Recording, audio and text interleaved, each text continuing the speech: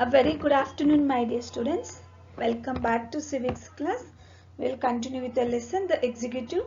So far we have discussed about the Prime Minister and his Council of Ministers, appointment and formation of the government and the functions of the Prime Minister. Today we will continue with the President and the Vice President, qualifications, elections, and as well as just we can have a glance of the functions of the President and Vice President. According to the reduced syllabus, we will have to focus on the President and the Vice President, the qualifications as well as election and impeachment of the President and his powers. Just we can have it as a just have a glance. Now we will move on to the qualifications which are required to be elected as a President. The President, who is the highest official in India, as we have discussed that he is the highest official and he is the nominal head. The real head is in a parliamentary type of government. We should have two heads, that is real head and nominal head. Real head is the Prime Minister who has been elected by the people in the general elections which will be held 5 years once, and the President is the nominal head.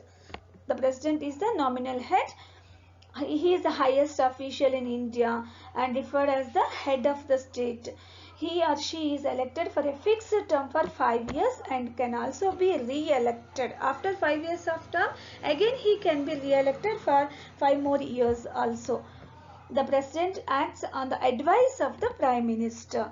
And what are the qualifications to be required to be elected as the President? He or she should be a citizen of India and he or she should be 35 years of age or above, and he or she should be qualified for election as a member of the Lok Sabha.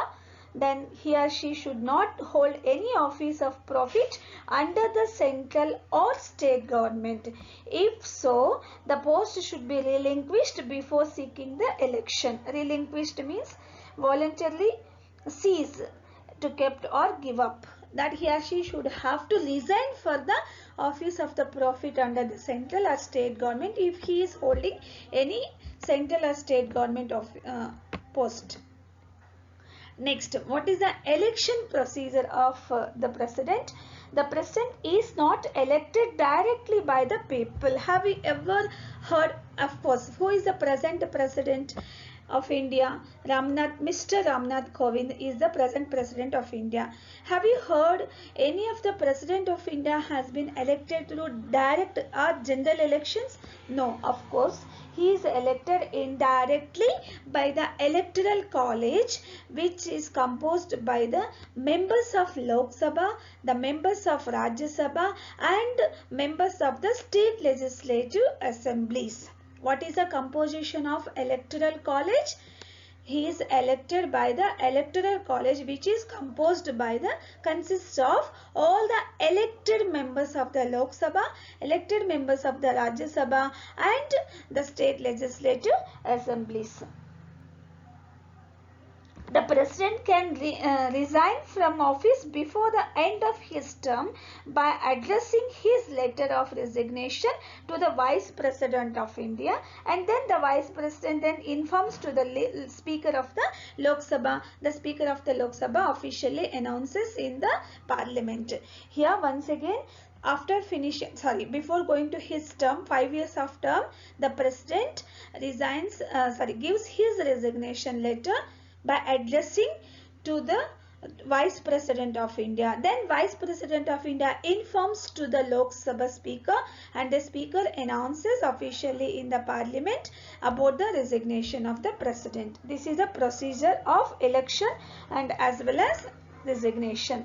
Sometimes the President also can be removed of office before his term of 5 years. Just we will discuss about that. Can the President be removed from the office before his her term ends. Here is a question arises. Can the president be removed from office before her term ends? Because he is elected indirectly by the elected members of Lok Sabha, elected members of Rajya Sabha, and elected members of state legislative assemblies, right? So, since he won't be elected directly, then can he be removed from the office before his term of 5 years ends? Of course, he can be removed. Then the procedure through which this is done is called impeachment. When can he be removed? If the president can be removed before the end of his or her term on the grounds of violation of the constitution. That means if he or she violated the constitution, or if he or she misused of status and position, then the procedure which is known as through which impeachment, the president can be removed from his or her office before 5 years of term. So in what way he can be impeached? Means the case is put up in front of the Lok Sabha and the Rajya Sabha to be decided by more than 2/3 majority of each house. If he or she violated the constitution or misused his position or status, then that case will be put up in front of the Lok Sabha and Rajya Sabha. Then both houses, if they prove that the case with more than 2/3 majority, then he or she will be impeached. So it is a disgrace for the nation to have a highest official impeached. Of course, fortunately, it has never happened in our India so far that a president has been impeached. It is a position of dignity and eminence. But the president does not exercise any powers on his or her own. It has been very clearly mentioned in the constitution that he or she functions on the advice of the Prime Minister and the Council of Ministers. Most of the presidential responsibilities are ceremonial only. He or she can functions on the advice of the Prime Minister and his Council of Ministers. Then one can ask the question, then why, ma'am, why should we have a president in the first place? Of course, it is a very debatable issue, but the position of the president becomes very relevant in times of political crisis and change. For example, the ruling party, the government, that means the government which is formed by the Prime Minister and his Council of Ministers has been dissolved, or the Lok Sabha has been dissolved. In such a crisis, the president plays a very important or significant role, and of course his actions also have great importance during that time. That is why we need the president at the highest position. Okay, now what are the functions of the president? Of course, though it is not very important in 8th standard according to the reduced syllabus, it is very important. All his functions, executive functions, legislative functions, judicial functions, financial functions, and emergency functions, or discretionary functions, all these type of functions which can be enjoyed by the president are very important in the 10th standard for board exam. Just now I can give you as a just glance about each function in one sentence form. I can explain you, that is, what are the functions of the president. First one, executive functions. The executive functions means being the executive head of the state. All the administrative decisions are taken in the president's name only. Next, the legislative functions. All bills passed either house of the parliament, as we have discussed in the concept of legislative, ordinary bills or the money bills. Both the bills which have been passed either house of the parliament, either Lok Sabha or Rajya Sabha, they require the president's signature in order to become as a law. Before becoming as a law, it is must his signature. Then only the bill can become as a law.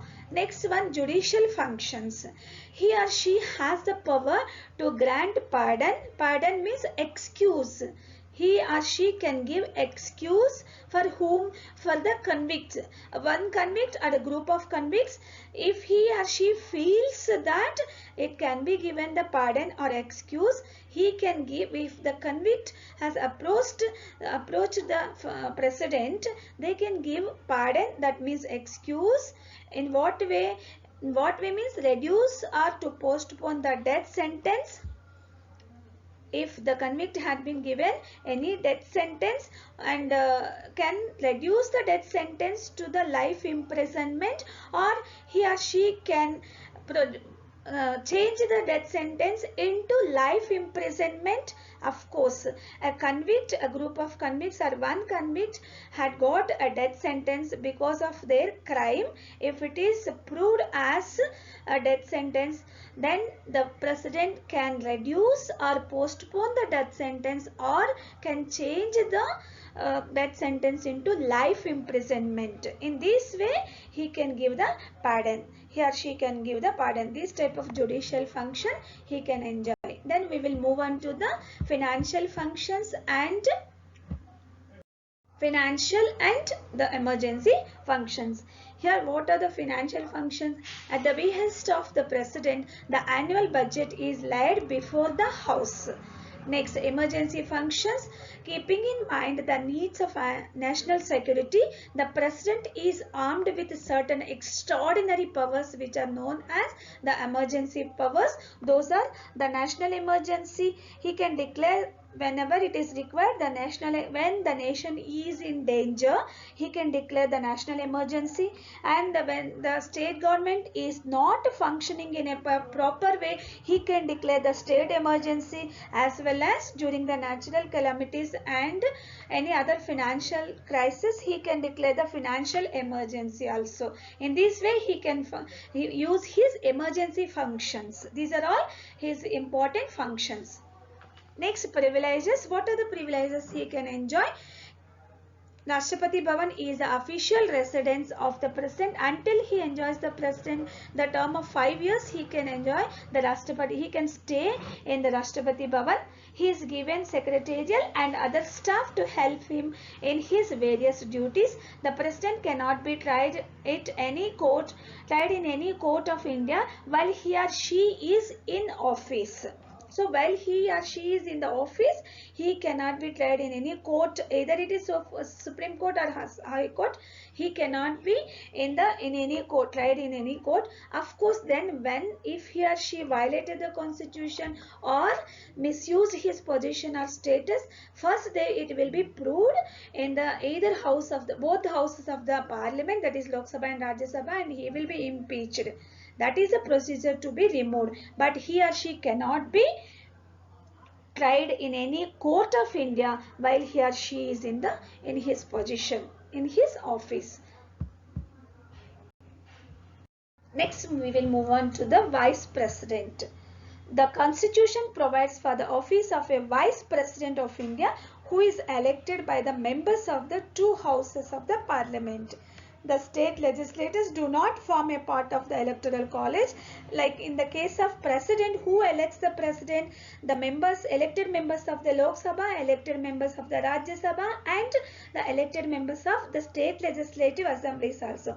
But in case of election of vice president, only the two houses of the parliament, that is the Lok Sabha and the elected members of the Rajya Sabha, will take part in the election of vice president.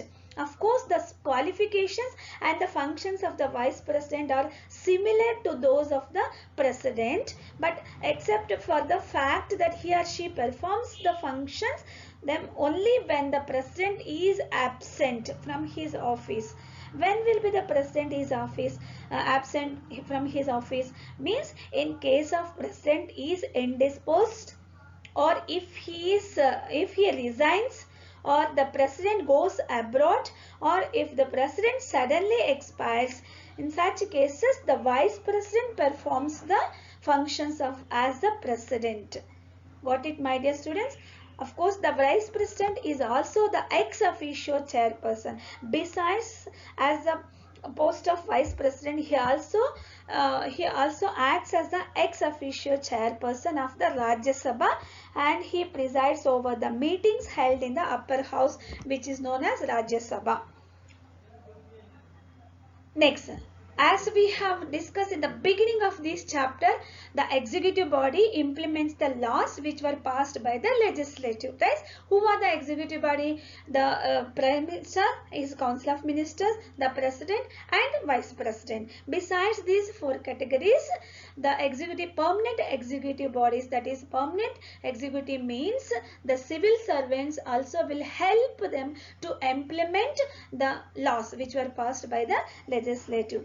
After the laws are passed, it is the duty of the civil servants to enforce them and implement the policies of the government. Of course, likewise, like the Prime Minister, the Council of Ministers, the President or the Prime Minister or the Vice President, these members are not elected but they are appointed by the central government. They are appointed. The civil servants or the administrative or the permanent executives. Unlike them, their term is 5 years only, my dear students. Either the Prime Minister, his Council of Ministers, the President or the Vice President's term is 5 years term, right?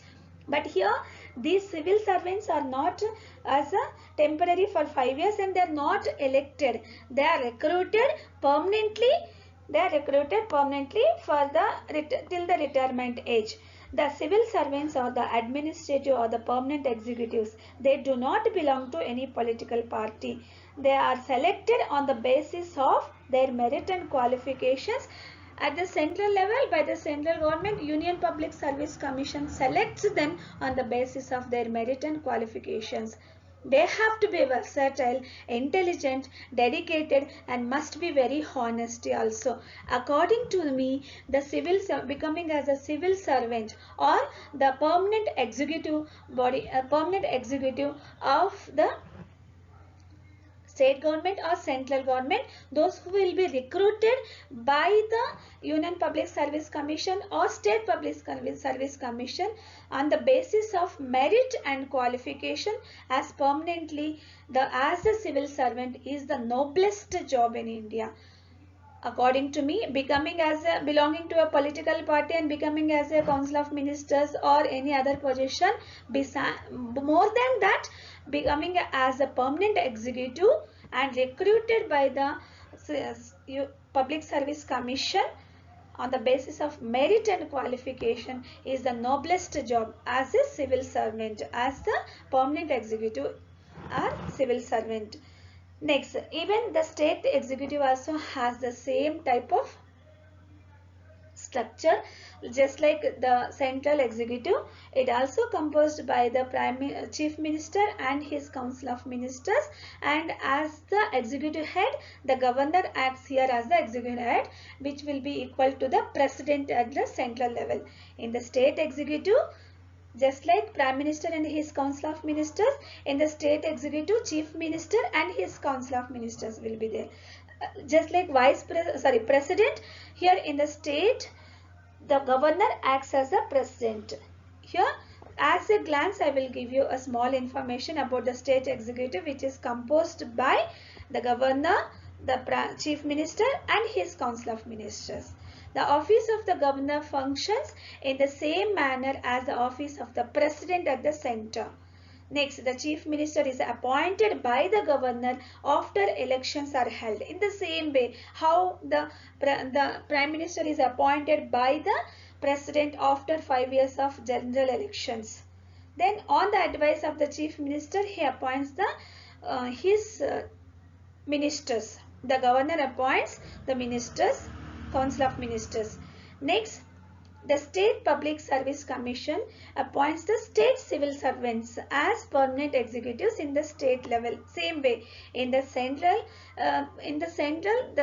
government, the Union Public Service Commission selects the permanent executives as a civil servants. In the state level, the State Public Service Commission appoints the state civil servants as the permanent executives. Same way, okay.